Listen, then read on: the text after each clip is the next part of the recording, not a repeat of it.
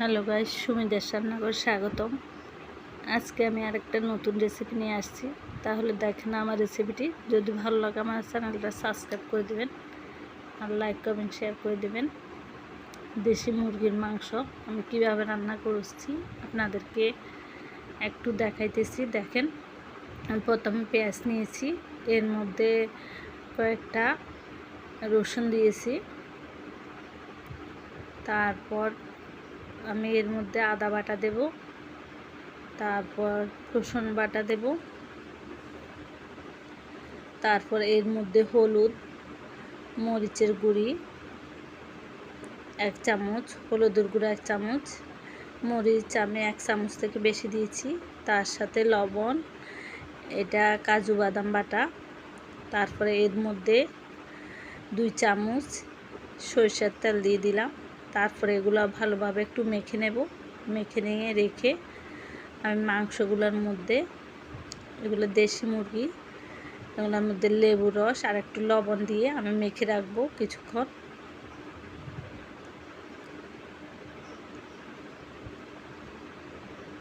এই তো মেখে রেখেছি। তারপর একটা পাইপ্যানে আমি তেল দিয়ে দিলাম, এর সাথে দিয়ে দিলাম মাংসগুলো আমি ভালোভাবে কষিয়ে নেব।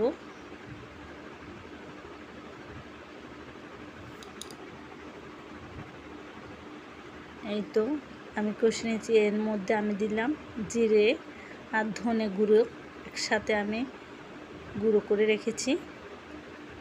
তারপর সব মশলাগুলো, মেখে রাখা মশলাগুলো দিয়ে দেব।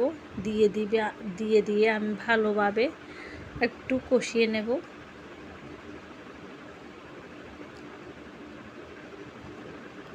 এই তো দেখেন, ভালোভাবে আমি কষিয়ে নিচ্ছি।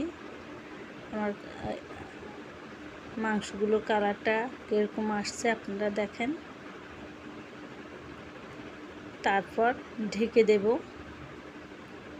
ঢাকা খুলে দেখতেছি, এই তো মাংসগুলো দেখেন সেই সুন্দর হয়েছে।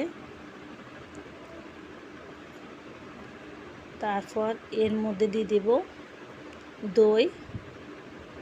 আমি এখানে অল্প করে দই দিয়েছি, 1 চামচের মতো।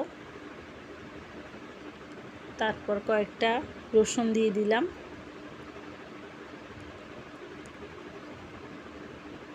তারপর একটু কষিয়ে নেব। কষিয়ে নিয়ে এর মধ্যে জল দিয়ে দেব।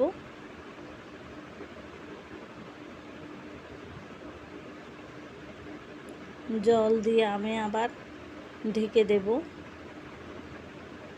এই তো ঢাকা খুলে দেখতেছি মাংসগুলো হয়ে আসছে কিছুটা। তারপর আবার ঢেকে দেব। এর মধ্যে আমি গরম মশলা দিয়ে দেব। গরম মশলা আমি দিয়ে দিয়েছি। এই তো হয়ে গেছে। দেখেন, আমি একটা বাটির মধ্যে নিয়ে নিলাম। এভাবে আপনারা রান্না করে দেখবেন আর সবাই ভালো থাকবেন। সবাইকে অনেক